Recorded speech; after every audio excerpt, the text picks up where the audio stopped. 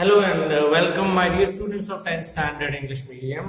Welcome to my class of Social Science. Okay, and we are discussing this 19th chapter number 19th of Civics, Human Development.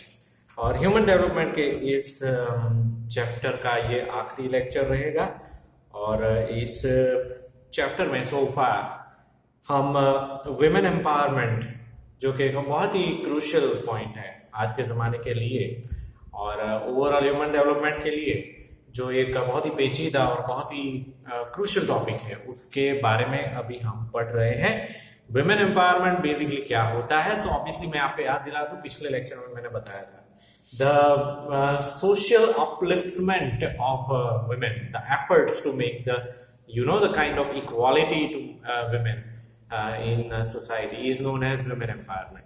क्योंकि हम जानते हैं कि पहले के ज़माने में और इवन थोड़ा बहुत आज भी हम कह सकते हैं कि वुमेन की कंडीशन जो है वो मैन इक्विवेलेंट नहीं है। हमने सेक्स रेशियो के टॉपिक में भी हमने ये पढ़ा था कि as compared to 1000 males there are less number of women, ठीक है, which is rather very unfortunate due to certain social evil customs. Okay, the numbers of women are not equivalent to that of men. उसके अलावा दूसरे भी बहुत सारे ऐसे area हैं, फॉर एग्जांपल एम्प्लॉयमेंट, एजुकेशन, वहाँ पे वुमेन को समानता के रूप से नहीं देखा जाता था। अभी अच्छा खासा सोशल अवेयरनेस आया है। We are obviously living in 21st century and we have become more aware of the women empowerment as compared to the earlier times, ठीक है। तो फिर भी हम ये कह सकते हैं कि काफी कुछ करना बाकी है, ठीक है। तो इसलिए इस चैप्टर में वुमेन एम्पावरमेंट का एक बहुत ही इंपॉर्टेंट टॉपिक शामिल किया गया है। पेज नंबर 165 से हमें आगे पढ़ना है, जिसमें टॉपिक लिखा हुआ है वुमेन वेलफेयर स्कीम, ठीक है। वुमेन का सोशल स्टेटस को सुधारने के लिए क्या वेलफेयर स्कीम्स लाई गई है गवर्नमेंट के द्वारा, उसका बारे में हम अभी पढ़ेंगे, ठीक है। पेज नंबर 165 आपको अपने टेक्स्ट बुक में ध्यान देना है, टेक्स्ट बुक हाथ में रखना है और हाथ में पेंसिल भी रखना है कि जहाँ पे इंपॉर्टेंट चीज लगेगा मैं आपको पॉइंट आउट करूंगा और आपको वहां पे अंडरलाइन करना है। So we are reading from this topic, women welfare schemes. Since 1980, many plans and programs related to women development in India have been implemented. ये पहला ही सेंटेंस बहुत ही इंपॉर्टेंट है जिसको आपको ब्रैकेट या अंडरलाइन करना चाहिए। 1980 से, यानी कि आज से पिछले कुछ 40 साल से हम कह सकते हैं, ठीक है, कि वुमेन एम्पावरमेंट के लिए, वुमेन वेलफेयर स्कीम्स के लिए अलग अलग स्टेप्स गवर्नमेंट के द्वारा, एग्जिस्टिंग गवर्नमेंट के द्वारा उठाए जा रहे हैं। National Commission for Women was set up in 1992. This is also important, you should underline it. ठीक है, वुमेन के लिए नेशनल कमीशन स्थापित किया गया था 1992 में। So it's an important fact. National Policy for Empowerment of Women 2001 was set up by Department of Women and Child Development. अब Department of Women and Child Development एक गवर्नमेंट का एक गवर्निंग बॉडी है, ठीक है। तो उन्होंने भी एक स्कीम को लॉन्च किया था जिसको कहते हैं national policy of empowerment of women, ठीक है। उसके अलावा they have undertaken programs like strength building. ये जो गवर्निंग बॉडी की हम बात कर रहे हैं, department of women and child development, जिसमें वुमेन का वेलफेयर, बच्चों का वेलफेयर, वो सब भी आ जाता है। तो उन्होंने क्या क्या प्रोग्राम्स किए हैं, तो स्ट्रेंथ बिल्डिंग, जो कि बहुत इंपॉर्टेंट होता है कि वुमेन का एक मॉरल और फिजिकल स्ट्रक्चर जो है जितना हो सके स्ट्रांग बन पाए, उसके एफर्ट्स उसमें शामिल है। एम्प्लॉयमेंट, ताकि कुछ वुमेन जो है अपनी लाइफ में इंडिपेंडेंट होना अगर चाहती हैं, सेल्फ डिपेंडेंट होना चाहती है, ठीक है, तो उनके लिए एम्प्लॉयमेंट प्रोवाइड करना, उसके भी प्रोग्राम्स चल रहे हैं। इनकम जनरेशन के कुछ ऐसे स्टेप्स लिए गए हैं जिसकी बदौलत वुमेन कुछ ऐसा काम करे जिससे उनको आमदनी हो पाए, ठीक है। Welfare and supportive services and gender sanitation, ये कुछ इंपॉर्टेंट प्रोग्राम जो है वो चलाए जा रहे हैं। उसके अलावा जो वर्ल्ड बॉडी है United nation, United Nations has declared 1975 as Women's Year. Very, very important. You should underline it. 1975 को Women's Year डिक्लेयर किया गया था यूनाइटेड नेशंस के द्वारा. ठीक है, ये बार बार ऑब्जेक्टिव में आता है, आपको याद रखना है. It also had declared 1975 to 1985 decade as a women's decade. उसके पीछे पीछे ये जो आता है वो भी आपको याद रखना है कि पूरा एक डेकेड जो है 10 सालों का पीरियड माना जाता है. डेकेड का मतलब होता है 10 years. ओके, तो 1975 से 1985 का जो पीरियड था वो वुमेन्स डेकेड घोषित किया गया था. Then 2002 was celebrated as Women Empowerment Year. This also is important, you should remember. 2002 को Women Empowerment Year के नाम से जाना गया था. ठीक है. An act has been amended to give them equal right in family property. फिर कुछ इंडिया में ऐसा भी कानून दाखिल किया गया है कि अगर पेरेंट्स की प्रॉपर्टी है और तो उसके ऊपर वुमेन जो है अपना दावा कर सकती है. जनरली ऐसा माना जाता है इंडियन सोसाइटी में कि पेरेंट्स की प्रॉपर्टी में लड़कों का ही हक होता है. ठीक है, लेकिन ऐसा नहीं. अगर पेरेंट्स चाहें और अगर वुमेन भी चाहें, उनकी डॉटर्स भी अगर ऐसा चाहे तो वो अपनी उनके पेरेंट्स की प्रॉपर्टी के ऊपर हक दावा कर सकती है. ठीक है, तो वो भी एक इम्पोर्टेंट स्टेप है. Steps taken to stop women exploitation. स्त्रियों का जो शोषण होता है, अत्याचार होते हैं उनके ऊपर, उसके लिए क्या क्या स्टेप्स लिए गए, जो कि बहुत इंपॉर्टेंट शॉर्ट नोट का टॉपिक है. ठीक है, जनरली काफी सारी चीजें ऐसी हो सकती है जिसको आप ऑलरेडी शायद जानते हो, लेकिन अगर आप नहीं जानते हैं और खास करके लड़कियों के लिए अगर वो नहीं जानती है, ठीक है, तो ये टॉपिक पढ़ना बहुत जरूरी है. उससे उनको इवन अपना प्रोटेक्शन के लिए भी काफी कुछ जानकारी मिल सकती है. So it's a very important topic. Steps taken to stop women exploitation. तो पहला स्टेप है फॉर वुमेन सिक्योरिटी 181 अभियम women helpline was started in Gujarat for helping women suffering from various types of violence. आप बाजू में पिक्चर देख सकते हो.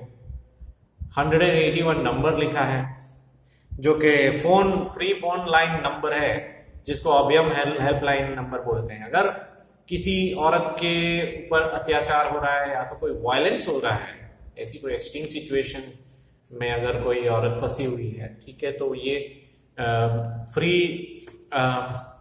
फोन लाइन है. तो वहां पे ये फोन करके हेल्प के लिए वो डिमांड कर सकती है. ठीक है, 181 नंबर है अभयम हेल्पलाइन का, वो याद रखना है आपको. Then they may also even get guidance for their progress just by making a call. ठीक है, उन्होंने जो कुछ भी कंप्लेन लिखाया है वो एक फोन करके भी उसका प्रोग्रेस वो जान सकती है. Women court have been set up so that poor women get justice easily, and women welfare centers have been set up to solve social, legal and employment related problem of women. ठीक है, इसका मतलब ये होता है कि specially women के लिए कोर्ट्स एस्टैब्लिश की गई है. ओके, सिविल कोर्ट्स होती है वो, और उनके ऊपर जो सामाजिक तौर पे जो एक्सप्लॉयटेशन हो रहा है, ठीक है, उसका सोल्यूशन लाने के लिए या तो उसमें उनको न्याय दिलाने के लिए ये कोर्ट्स काम करती है. ठीक है, और ताकि उनको स्पीडी वे में जस्टिस मिल पाए, और उसके अलावा सोशल, लीगल और एम्प्लॉयमेंट रिलेटेड प्रॉब्लम्स अगर होते हैं औरतों के सामने, ठीक है, तो उसका भी सोल्यूशन विमेन कोर्ट्स में लाया जाता है. ठीक है, फिर आपने शायद ये वर्ड भी सुना होगा, महिला पुलिस स्टेशन, जो सिर्फ औरतों के लिए होती है. ठीक है, तो वो वहां पे डायरेक्टली जाके अगर कोई लाइक डोमेस्टिक वायलेंस या ऐसा कुछ हो रहा है उनके ऊपर, तो वहां पे जाके कंप्लेंट कर सकती है. ठीक है, government has become vigilant to provide protection to women against physical, mental and sexual exploitation.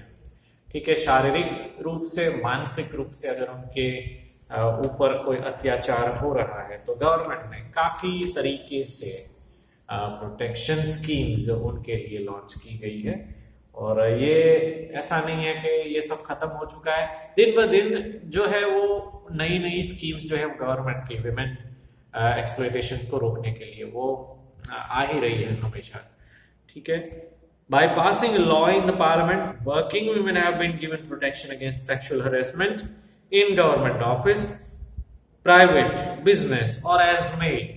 कोई भी औरत जहां पे खास करके बाहर काम कर रही है, गवर्नमेंट ऑफिस में या तो प्राइवेट ऑफिस में या तो किसी के घर में एज अ मेड वो काम कर रही है, ठीक है, तो वहां पे अगर शारीरिक मानसिक रूप से उनके ऊपर अत्याचार हो रहा है, ठीक है, तो उनके लिए भी स्पेशल स्कीम्स गवर्नमेंट के द्वारा लॉन्च की गई है। ओके, जिसमें उनको डिटेल प्रोवाइड करना होता है कि कौन सा क्या तरीके का अत्याचार उनके ऊपर हुआ, किसके द्वारा हुआ, कहाँ पे हुआ एग्जैक्टली, और उसका पूरा विवरण उनको देना पड़ता है, तो ऑब्वियसली उनको न्याय मिलता है। ठीक है, then after the new topic we are right now at page number 166।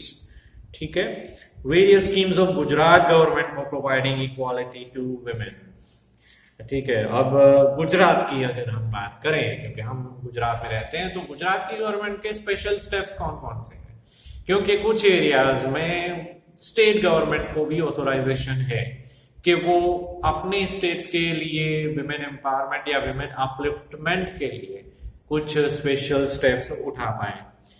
Okay, the Gujarat government has set Women and Child Development Department 2001 for social, economical and educational progress of women। ये आपको underline करना है कि हमारी जो government है या उस वक्त की गवर्नमेंट, उन्होंने 2001 में women and child development department शुरू किया था स्टेट लेवल पे। 2001 में ये हुआ था। ठीक है, Gujarat government has emphasized on women empowerment by stressing on 3 aspects of development of women, namely educational empowerment, women health and women safety for uplifting women of poor and common families and women of rural area। खास करके ये 3 area में जो Gujarat government है, उन्होंने ये 3 area के ऊपर ज्यादा फोकस करके जो औरतें हैं उनका सोशल स्टेटस ऊपर लाने का कोशिश किया है। पहला एरिया है एजुकेशनल एम्पावरमेंट, दूसरा है विमेन हेल्थ और तीसरा है विमेन सेफ्टी। ठीक है, ये 3 एरियाज के ऊपर खास जोर दिया गया है गवर्नमेंट के द्वारा। For this purpose government has implemented various schemes in women centred gender budget. Okay, तो विमेन सेंटर्ड जेंडर बजट में जो नीचे दिए गए हैं वो पॉइंट्स के जरिए गवर्नमेंट ने स्कीम लॉन्च की है।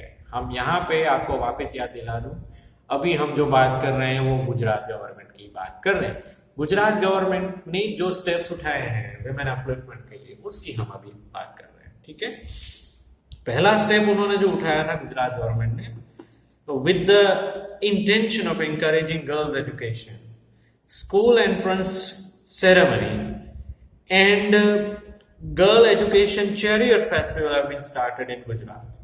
As a result of it, 100% admission and increase in women literacy has been there। ये बहुत ही अच्छा स्टेप है कि गर्ल्स एजुकेशन को ज्यादा बढ़ावा देने के लिए स्कूल में उनको एडमिशन करवाने का एक स्पेशली सेरेमनी सेलिब्रेट होता है। ठीक है, जिसको प्रवेशोत्सव कहते हैं, शायद आपने ये न्यूज़पेपर में ये वर्ड सुना होगा। और उनके अलावा women girls education chariot festival वो भी शुरू किया जाता है गांव में हर साल। ठीक है, जिसमें चैरियट लिटरली एक चैरियट बनाया जाता है और उसमें जो लड़कियां एडमिशन लेती है गवर्नमेंट स्कूल्स में, उनको वो चैरियट पे बिठा के उनको घुमाया फिराया जाता है। तो it's kind of an enjoyable experience for them, ताकि उनको एक एनकरेजमेंट भी मिले, इवन पेरेंट्स को भी एनकरेजमेंट मिले कि उनकी डॉटर्स जो है वो स्कूल में पढ़ने के लिए जाएं। क्योंकि ये बहुत अच्छा इनिशिएटिव है। और ये प्रवेशोत्सव या तो फिर ये ऐसा चैरियट फेस्टिवल जो है वो खास करके रिमोट एरियाज में और विलेजेस में हर साल होता है। प्रवेशोत्सव के बारे में आता ही है हर साल, मई जून के महीने में वो सब आता है न्यूज़पेपर्स में, ठीक है। उसके बाद का स्टेप है, in Gujarat girl child in the village is having less than 35% women literacy rate, or of families living below poverty line in urban areas are given Vidya Lakshmi bond at the time of admission in primary or secondary school। अब ये point बहुत ही समझने लायक है कि ऐसे गांव जहां पे विमेन लिटरेसी रेट 35% से भी कम है, यानी कि 100 में से 35 से भी कम लड़कियां स्कूल अटेंड करती है, ठीक है। ऐसे गांव में, और ये गांव में ऐसा भी है कि लाइक बहुत बड़ी संख्या में बिलो पॉवर्टी लाइन में रहने वाले फैमिलीज हैं, जिसमें बहुत बड़ी संख्या गर्ल्स की है। तो ऐसे गांव में विद्या लक्ष्मी बॉन्ड प्रोवाइड किए जाते हैं गर्ल्स को जब वो प्राइमरी स्कूल में एडमिशन लेती है तब, ठीक है। तो ये विद्या लक्ष्मी बॉन्ड ऐसा होता है कि कुछ सालों के बाद उसको उसका एक, जिसको बोलते हैं ना कि after completing a certain number of years of education in the school, they would get financial help from the government, ठीक है। तो उनको पैसे मिलते हैं, लेकिन बस शर्त ये होती है कि उनको कुछ सालों का जो पढ़ाई है स्कूल में वो खत्म करना पड़ता है, तब जाके विद्या लक्ष्मी बॉन्ड उनको मिलते हैं। वो बॉन्ड का एक सर्टिफिकेट है, उनको संभाल के रखना पड़ता है। And after completing those many number of years in the school, they can directly approach the government office and then check of a certain amount would be provided by the office। तो ये भी एक बहुत अच्छा scheme है जिसकी बदौलत girls पढ़ सकती है और साथ में उनको सामने पैसे भी मिलते हैं, ठीक है। नेक्स्ट वन, अंडर सरस्वती साधना योजना 1,50,000 girls have been given cycles free of cost। Girls going out of village to study are given facility to travel free in ST bus। अब ये पॉइंट के बारे में शायद आप लोगों को पता होगा, लेकिन ये वेलफेयर स्कीम का नाम है, वो नाम याद रखना बहुत जरूरी है। नाम है सरस्वती साधना योजना। इसका मतलब ये है कि 1,50,000 गर्ल्स, यानी कि गुजरात भर में 1.5 लाख गर्ल्स ऐसी हैं जिनको अगर वो स्कूल में एडमिशन लेती है गवर्नमेंट स्कूल में, तो उनको साइकिल, अगर वो बिलो पॉवर्टी लाइन में आती है तब उनको साइकिल फ्री ऑफ कॉस्ट दी जाती है, ठीक है। और जो गर्ल्स अपने गांव से दूर पढ़ने के लिए, शहर में या तो कोई दूसरे गांव में पढ़ने के लिए दूर ST बस में, सरकारी बस में ट्रैवल करके जाती है, तो उनको ST बस पास जो है वो फ्री में प्रोवाइड किया जाता है, यानी उनको बस का टिकट नहीं लेना पड़ता है, क्योंकि वो स्टूडेंट है, गर्ल है और वो स्टूडेंट है। तो ऑब्वियसली ये भी एक बहुत ही एनकरेजिंग स्टेप है, ठीक है। देन सबला योजना, ये हिंदी वर्ड है, आपको याद रखने पड़ेंगे ये सारे वर्ड्स। सबला योजना has been started to provide nutritional food to adolescent girls and to develop their skill। यहाँ पे भी बिलो पॉवर्टी लाइन से जो गर्ल्स बिलोंग करती है उनको सबला योजना के तहत उनको न्यूट्रिशियस फूड भी प्रोवाइड किया जाता है स्कूल में, ताकि उनका फिजिकल ग्रोथ अच्छे ढंग से हो पाए। और इस लेसन में हमने आगे देखा है कि इंसान का अगर फिजिकल मेंटल ग्रोथ अच्छा होता है तो वो सोशल कंट्रीब्यूशन भी अच्छे से कर सकता है। तो ये एक टारगेट होता है कि उनका फिजिकल ग्रोथ अगर सही होगा तो वो ठीक ढंग से पढ़ पाएंगे और आगे जाके अच्छे नागरिक बन पाएंगे और कंट्री का डेवलपमेंट में अपना कंट्रीब्यूशन जो है वो दे पाएंगे। तो ये एक टाइप का देश का जो है वो इन्वेस्टमेंट है, ठीक है, और गर्ल्स के लिए खास जरूरी है, इसलिए ये सबला योजना लॉन्च की गई थी। Gujarat government has made provision of 33% reservation for women in government in local self governing government institution. Women reservation percentage has been increase from 33% to 50%, ठीक है, यानी एक्सक्यूज मी, हाँ, गुजरात गवर्नमेंट ने 33% विद रिजर्वेशन विमेन के लिए उसका एक रिकमेंडेशन किया था एजुकेशन में और एम्प्लॉयमेंट में। लेकिन फिर बाद में जो लोकल सेल्फ गवर्नमेंट इंस्टीट्यूशन होते हैं उसमें वो परसेंटेज 33% से बढ़ाकर 50% भी किया गया है। यानी कि लोकल सेल्फ गवर्नमेंट एरिया में एम्प्लॉयमेंट के लिए विमेन का रिजर्वेशन अभी फिलहाल 50% है, पहले वो 33% था। ठीक है, नेक्स्ट पॉइंट इज राष्ट्रीय स्वावलंबन योजना, हिंदी वर्ड है, आपको याद रखना है। राष्ट्रीय स्वावलंबन योजना is implemented to provide pension to the proletarians and destitute old people in the later half of their life। खास करके ऐसी औरतें, ठीक है, जो अकेली रह रही है, उनका फैमिली में कोई नहीं है, या तो उनके घर वालों ने उसको छोड़ दिया है, तो उसके हस्बैंड ने उसको छोड़ दिया है, डिवोर्स हो गया है या विधवा हो गई है, तो उनके लिए खास योजना है राष्ट्रीय स्वावलंबन योजना। स्वावलंबन का मतलब होता है सेल्फ डिपेंडेंट, ठीक है, और योजना का मतलब होता है स्कीम। ठीक है, other than this destitute widows are given economic help so that they are not forced to lead poor life।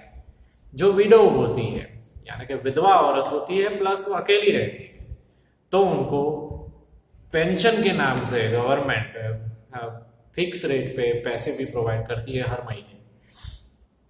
Next point is under Mission Mangalam Yojana, government provides economic help to the women through Sakhi Mandal to make them self-reliant। Okay, Mission Mangalam योजना वो क्या करती है? वहां पे कोई भी योजना जो है उसमें क्या होता है, क्या प्रोविजन है, ये इस पॉइंट के जरिए, इन पॉइंट्स के जरिए आपको याद रखना है। तो मिशन मंगलम योजना का पर्पस जो है वो ये है कि सखी मंडल के जरिए उनको सेल्फ डिपेंडेंट बनाने की कोशिश की जाती है। अब इसमें डिटेल में नहीं समझाया गया है, लेकिन मैं आपको बताता हूं कि सखी मंडल एक ऐसा ग्रुप होता है जिसमें विमेन जो है वो एक बहुत छोटी सी रकम हर एक मेंबर्स के पास से कलेक्ट करती है। वो उसमें सिर्फ विमेन ही होते हैं मेंबर्स, और मान लो कि हम मंथली 100 रुपीज उतना उनको लाइक हर एक विमेन को देना पड़ता है। ठीक है, तो वो उनके लिए एक कंपल्सरी सेविंग हो जाता है। और बाद में फिर फ्यूचर में अगर उनको कुछ छोटा मोटा कॉटेज इंडस्ट्री या कोई छोटा मोटा बिजनेस स्टार्ट करने के लिए अगर लोन चाहिए होता है, तो ये सखी मंडल जो है उनको लोन प्रोवाइड करती है, तो आराम से वो अपना बिजनेस स्टार्ट कर सकती है। हो सकता है शायद इतने पैसे वो बिजनेस स्टार्ट करने के लिए उनके पास नहीं है, लेकिन जो पहले से उसने 100 रुपीज जो दे के बचाए थे सखी मंडल, और जो ऑलरेडी मेंबर है इस सखी मंडल की, तो by virtue of being the member of this Sakhi Mandal they can get the loan from them to start up a small scale और cottage industry kind of business. तो ये भी बहुत अच्छा इनिशिएटिव है। For women health, e-Mamta program has been started in which pregnant women are registered through mobile technology and are issued Mamta card। Mobile technology का भी women empowerment के लिए यूज किया जाता है। अब ये जो है वो एक मोबाइल ऐप का नाम है e-Mamta, ठीक है, वो अगर आप प्ले स्टोर में सर्च करोगे तो आपको वो भी मिल जाएगा। तो खास करके उन औरतों के लिए है जो कि प्रेग्नेंट है, और उसमें अगर वो रजिस्टर्ड होती है तो उनको ममता कार्ड फ्री में मिलता है गवर्नमेंट हॉस्पिटल से, so that death at the time of maternity में बी कंट्रोल्ड। पहले ऐसा होता था कि जब ये सारी स्कीम्स नहीं थी तो जो लाइक बोलते हैं ना कि इन्फेंट मोर्टालिटी रेट बहुत ही कम था, और नए जन्म लेने वाले बच्चे जो है वो काफ़ी बड़ी संख्या में उनकी डेथ हो जाती थी प्रॉपर न्यूट्रिशन या प्रॉपर ट्रीटमेंट ना मिलने की वजह से। And sometimes there was a lack of awareness also among the in the society. तो अब वो अवेयरनेस जो है वो बढ़ गया है, प्लस गवर्नमेंट ये जो फैसिलिटी दे रही है जिसकी बदौलत कोई भी गवर्नमेंट हॉस्पिटल में अगर चाहे कोई भी विमेन हो, गरीब से गरीब अगर औरत होती है, तो उसमें उनको एडमिट करके उनका प्रेगनेंसी या उनका डिलीवरी जो है वो फ्री में करवाया जाता है। और उसके बाद भी क्योंकि उसके पास अगर वो ममता कार्ड होता है तो उनको दवाइयाँ, फिर खाने पीने की चीज़ें, वो सब फूड जो है वो सब भी दिया जाता है ताकि उसकी और उसके बच्चे की जो हेल्थ है वो सही ढंग से उसका प्रोग्रेस हो पाए, ठीक है। Along with it, a regular health checkup is done, and after the birth of child, health of mother and child is taken care of through vaccination program. ठीक है, रेगुलर हेल्थ चेकअप भी government hospitals में किया जाता है ई ममता card के जरिए। और उनको सपोज डिलीवरी के बाद कुछ दिनों के बाद अगर उनको छुट्टी दे जाती है हॉस्पिटल से, तो उसका मतलब ये नहीं कि हॉस्पिटल का काम खत्म हो गया है। हॉस्पिटल से उनको बताया जाता है कि आपको कुछ दिनों के बाद, 15 दिन के बाद या मे भी महीने के बाद आपको यहाँ पे आना है चेकअप के लिए। फिर पीरियोडिकली बच्चे को वैक्सीनेशन देने के लिए भी उनको जाना होता है, जहाँ पे फ्री में बच्चों को वैक्सीनेशन दी जाती है, ताकि बच्चे का भी फिजिकल ग्रोथ जो है वो अच्छे से हो पाए। Okay, next one is for abolition of gender discrimination save girl child, Beti Bachao अभियान हिंदी नाम है, इंग्लिश में उसको हम सेव गर्ल चाइल्ड बोलते हैं। तो ये भी एक अभियान चलाया जा रहा है। ओके, बेटी बचाओ, बेटी बढ़ाओ एंड बेटी पढ़ाओ, ठीक है। तो ये एक स्लोगन है, ठीक है, कि अनफॉर्चुनेटली पहले के ज़माने में काफ़ी बड़ी संख्या में एक वर्ड जो हम बार बार इस्तेमाल करते हैं फीमेल इन्फेंटिसाइड, जिसमें गर्ल चाइल्ड को मार दिया जाता था, ठीक है। और ये पहले की ऑब्वियसली हम बात कर रहे हैं, जिसमें गर्ल चाइल्ड का बर्थ होता है फैमिली में तो उसको अच्छा नहीं माना जाता था, और इसीलिए फीमेल इन्फेंटिसाइड की बहुत ही गंभीर समस्या सोसाइटी में थी। तो अब ये अभियान उसके लिए चलाना पड़ रहा है गवर्नमेंट को कि बेटी बढ़ाओ, बेटी बचाओ और बेटी पढ़ाओ, ठीक है। कि उनको पहले तो आप बचाओ ऑब्वियसली यानी जिंदा रखो, फिर उसका अच्छी तरह से अपब्रिंगिंग करो यानी कि बढ़ाओ, और उसके बाद पढ़ाओ यानी उसको स्कूल में भी भेजो, ताकि आगे जाके उसकी लाइफ में उसको कोई तकलीफ ना पड़े और देश का डेवलपमेंट के लिए उसका भी कंट्रीब्यूशन है वो हो पाए। फिर उसके आगे का पॉइंट है schedule caste and schedule tribe pregnant women are provided medicine laboratory test operation facility free of cost under चिरंजीवी योजना। ये चिरंजीवी योजना जो है वो सामाजिक रूप से पिछड़ी हुई औरतें जो होती है शेड्यूल कास्ट और शेड्यूल ट्राइब्स में जो आती है उनके लिए होती है, जहाँ पे उनको फ्री में मेडिसिन, अगर उनको कोई डिसीज हुआ है तो लैब टेस्ट अगर करवाना है तो वो भी फ्री में हो सकता है, ऑपरेशन फैसिलिटी भी उनको फ्री में मिल सकती है, ठीक है। तो for the women of backward class और एसटी और एससी ओबीसी क्लास की जो औरतें होती हैं उनके लिए स्कीम होता है, ठीक है। Now next paragraph, various schemes have been started for women welfare by Women and Child Development Department of Gujarat. Okay, तो इस तरह से गुजरात गवर्नमेंट की ओर से काफी स्कीम्स स्टार्ट की गई है और अभी शायद नई स्कीमें आ भी सकती हैं।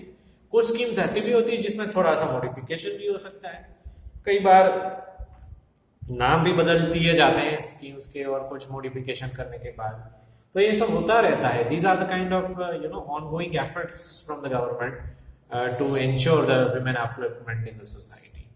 जब तक ऐसा ना हो कि औरतों का स्थान जो है वो लाइक मेल इक्वालिटी के बराबर आ जाए, तब तक ये स्टेप्स जो है वो चलते ही रहेंगे, until and unless at least when we make sure that socially they are equivalent to the males and they are secured, okay, they are free and secured। ये दो वर्ड जो मैं बोल रहा हूँ आपके सामने बहुत इंपॉर्टेंट है कि उनको खुद को जब सिक्योरिटी की भावना पैदा हो उनके दिमाग में, ठीक है, तब जाके हम ये कह सकते हैं कि विमेन एम्पावरमेंट को हमने अचीव किया है सही ढंग से। ओके, अदरवाइज स्कीम्स तो बहुत सारी है but they need to be implemented in the best possible manner, और उसमें सोसाइटी का पॉजिटिव एटीट्यूड होना वो भी बहुत जरूरी है, सबका कोऑपरेशन होना वो भी बहुत जरूरी है, प्लस विमेन का खुद का भी विलिंगनेस होना कि उनको भी लाइफ में आगे बढ़ना है, ठीक है, वो भी बहुत जरूरी है। Last paragraph of this lesson now, it's on page number 167। In relation to human development, if we take a deep look into our streets and villages, we find that pregnant women are not getting proper nutrition. Underweight, child is born, child is suffering from malnutrition, child is not going to Anganwadi or school, Children studying in school may not be able to read or write. Study is abandoned midway. Daughters are not sent for higher studies. Youth may not be getting employment. Somebody may die because of accident. Somebody is suffering from some various disease. ये सारी बहुत सारी समस्याएं अभी तक चल रही है हमारे देश में। हमने अभी तक बहुत सारी स्कीम्स की बात की, लेकिन जैसे मैंने आपको आगे बताया कि जब तक हम उसको रिस्पॉन्ड नहीं करते हैं पॉजिटिव ढंग से, तब तक ये समस्या स्कीम्स के होने के बावजूद भी रह जाने वाली है। तो फिलहाल हम देख सकते हैं हमारे गांव में और इवन शहरों में भी कि कई बार ऐसा देखने को मिलता है, जो कि बहुत ही एक अनफॉर्चुनेट चीज है कि प्रेग्नेंट वुमेन उनको प्रॉपर खाना पीना नहीं मिल पाता है, जबकि उस वक्त उसके लिए बहुत जरूरी होता है सही खुराक उसके खुद के लिए भी और आने वाले बच्चे के लिए भी, तो भी उनको नहीं मिल पाता है। और फिर जब बच्चा जन्म लेता है तो वो अंडरवेट होता है, अंडरवेट चाइल्ड इज बॉर्न। काफी केसेस में ऐसा होता है, ठीक है। Child is suffering from malnutrition, underweight या तो फिर खाने पीने की कमी की वजह से, न्यूट्रिशन ना मिलने की वजह से, पहले से ही जन्म के साथ ही वो कोई ना कोई डिफेक्ट लेके जन्मता है बच्चा, ठीक है। फिर अगर बच्चा जैसे तैसे करके थोड़ा बहुत बड़ा हो भी जाए जन्म लेने के बाद, तो फिर वो स्कूल नहीं जा रहा है। ये खास करके ऐसे एरियाज की हम बात कर रहे हैं जो गांव में है, रिमोट एरियाज, ठीक है। आंगनवाड़ी या तो स्कूल जो कि फ्री सर्विसेज होती हैं गवर्नमेंट की ओर से, काफी सारे आंगनवाड़ी या तो स्कूल चल रहे होते हैं, वहां पे बच्चे नहीं अटेंड कर रहे हैं स्कूल्स को। या तो फिर children studying school may not be able to read और राइट। बच्चे स्कूल में तो जाते हैं, लेकिन कई बार ऐसा भी देखने में आता है कि स्कूल की क्वालिटी, या तो वहां पे गवर्नमेंट स्कूल्स की अगर हम बात करें तो वहां के टीचर्स की क्वालिटी, गांव के स्कूल्स के टीचर्स की क्वालिटी इतनी अच्छी होती नहीं, तो वो उनको कुछ सिखाते नहीं है, तो उनको फिर पढ़ना और लिखना भी नहीं आता है। बस वो स्कूल जाने के लिए जाते हैं, वहां पे सिर्फ टाइम पास करते हैं और फिर घर पे आ जाते हैं, और ऐसे ही चलता रहता है। तो कुछ दिनों के बाद वो स्कूल अटेंड करना भी छोड़ देते हैं, ऐसा भी होता है। स्टडी इज अबैंडन, जो मैंने बताया वैसे ही कि स्टडी जो है वो छोड़ देते हैं आधे में। Daughters are not sent for higher studies, कई बार डॉटर्स की हम बात करते हैं तो पेरेंट्स ही उनकी डॉटर्स को पढ़ाई करने से इनकार कर देते हैं, और प्राइमरी लेवल का एजुकेशन खत्म होता है तो हायर स्टडीज करने के लिए उनको अलाउ नहीं करते। काफी बड़ी संख्या में ऐसी लड़कियां हैं जिनको 10th या 12th तक पढ़ाया जाता है, उसके बाद उसको बोल दिया जाता है कि अब आगे नहीं पढ़ना है, ठीक है, जबकि उसकी मन से बहुत इच्छा होती है कि उसको लाइफ में कुछ बनना है, लेकिन फिर घर से ना बोल दिया जाता है। तो ऐसे तो हजारों किस्से हैं पूरे देश में, अभी भी है। एंड यूथ में नॉट बी गेटिंग एम्प्लॉयमेंट, आगे जाके जो यूथ यानी कि वो तो बॉयज और गर्ल्स जो भी हैं, उनको पढ़ाई के बावजूद भी जॉब्स नहीं मिलते हैं। ये समस्या हमारे देश की बहुत ही गंभीर समस्या है एक्चुअली। उसके पीछे काफी फैक्टर्स है, ओवर पॉपुलेशन सबसे बड़ा फैक्टर्स है मेरे हिसाब से, क्योंकि पॉपुलेशन इतना ज्यादा है तो उसके सामने इतने जॉब्स जनरेट नहीं हो सकते।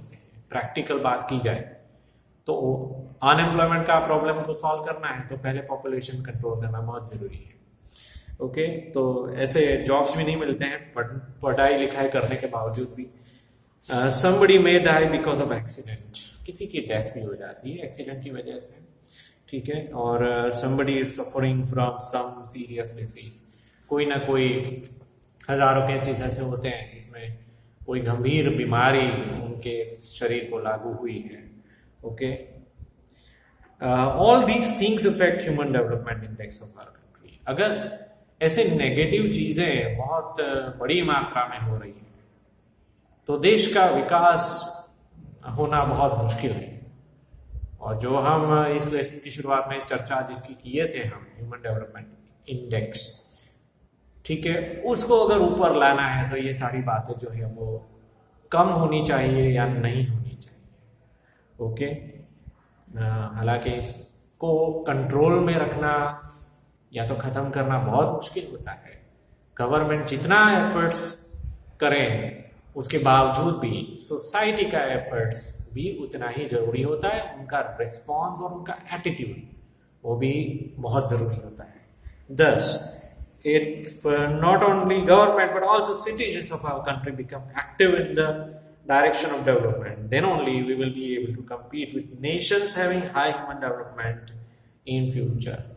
तो जो मैंने बोला वही बात यहाँ पे लास्ट लाइन लिखी गई है कि गवर्नमेंट के अलावा सोसाइटी का भी एटीट्यूड और उनका रिएक्शन जो है वो सही होना चाहिए, तब जाके आगे जाके जो कंट्री जिसका HDI हाई है उनकी कंपैरिजन में हम आ पाएंगे।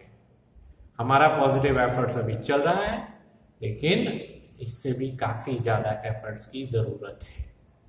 ठीक है, तो इसी नोट के साथ ये लेसन मैं खत्म कर रहा हूं। यहाँ पे नीचे जो ब्लू बॉक्स दिया गया थिंग्स टू नो, ठीक है, उसमें कुछ पॉइंट्स, बहुत इजी पॉइंट्स में एक्सप्लेनेशन दिया गया है।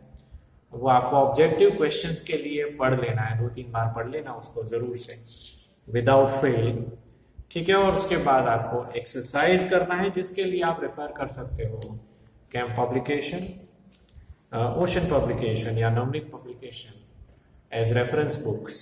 Okay, so our 19th chapter is over and please study it for 2 or 3 times at least from the textbook and then after you do the homework. Okay, इस exercise का homework chapter का पढ़ाई ठीक से करने के बाद आपको करना है। ओके, उसके बावजूद भी कोई डाउट रहता है तो आप मुझे कन्वे कर सकते हैं। And after this chapter is over, next lecture हम जो है वो हिस्ट्री का लेंगे। तब तक के लिए आज्ञा दीजिए, stay tuned and enjoy the rain, enjoy the festival. Family के साथ मजे करो and you have a nice time, have a fantastic day ahead. Thank you.